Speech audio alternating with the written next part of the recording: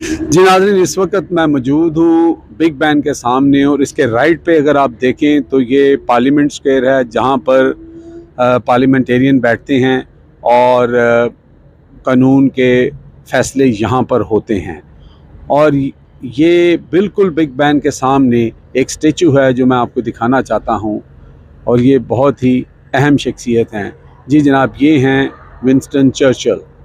ये वो Winston Churchill हैं जिनके बारे में कहा जाता है कि जब बरतानिया के अंदर जंग का समा था और बरतानिया जंग हार रहा था, तो इनको जब बताया गया कि बरतानिया जो है वो जंग हार रहा है, तो इन्होंने एक जुमला कहा था कि क्या हमारी अदालतें इंसाफ़ कर रही हैं।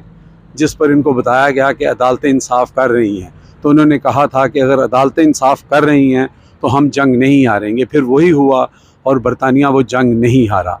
और आज इस मुल्क के अंदर अदालतें उसी तरह काम कर रही हैं, बल्कि पूरे यूरोप के अंदर, पूरे वेस्ट के अंदर अदालतें उसी निज़ाम के तहत काम कर रही हैं, और ये कामयाब मुआशरे और कामयाब मुल्क हैं। लेकिन अनफॉर्चुनेटली यही वो ममालिक हैं जब ये हमारे मुल्क के अंदर इन्फ्लुएंस करते हैं और वहाँ पर जैसे हमारे अपने लोग, ताकतवर लोग, हमारी जो अशराफिया है, हमारे पॉलिटिशियन जो हैं, वो पाकिस्तान के कानून को एक रखेल की तरह समझकर इस्तेमाल करते हैं, तो ये लोग भी उनका साथ देते हैं और इन्फ्लुएंस करते हैं। ये बहुत अनफॉर्चुनेट बात है।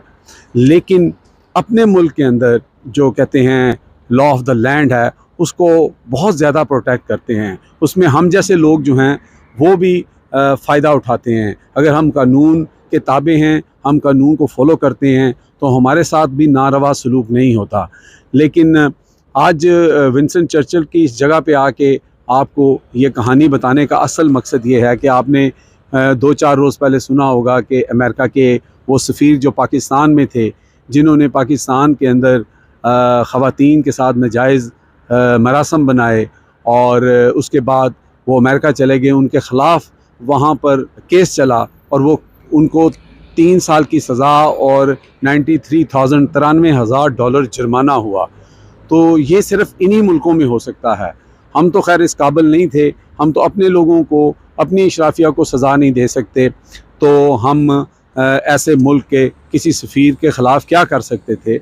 लेकिन ये बहुत बड़ा तमाचा है हमारे अदलिया और हमारे जो जुडिशल सिस्टम है उसके ऊपर, कि हम उनका तो कुछ नहीं कर सकते थे, लेकिन हम अपने पाकिस्तान के अंदर जो बेगुनाह लोग इस वक्त पाबंदे सलासल हैं, वो ख़वातीन, वो सहाफ़ी और वो तमाम लोग के जिनको नकरदा गुनाह की सज़ा दी जा रही है, हमारे साबका चीफ़ जस्टिस साहब उसके ऊपर भी कोई फ़ैसला करके नहीं गए।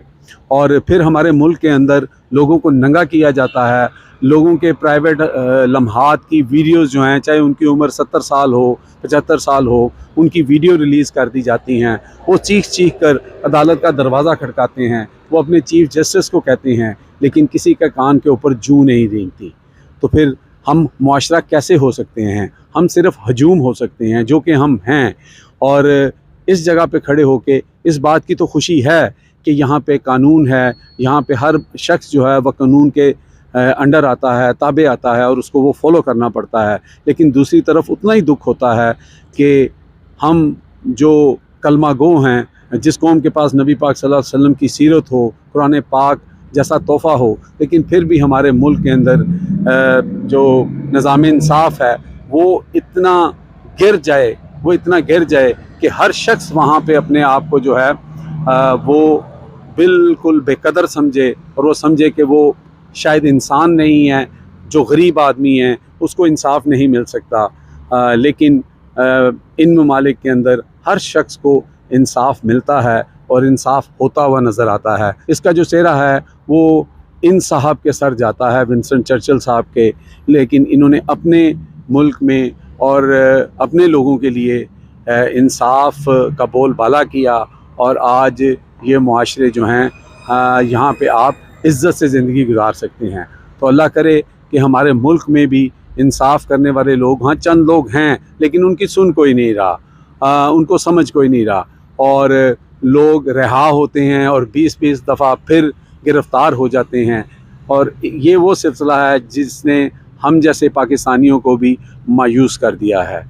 अब तक के लिए इतना ही। देखते रहे मेरा channel hit list by Amjad Chaudhary.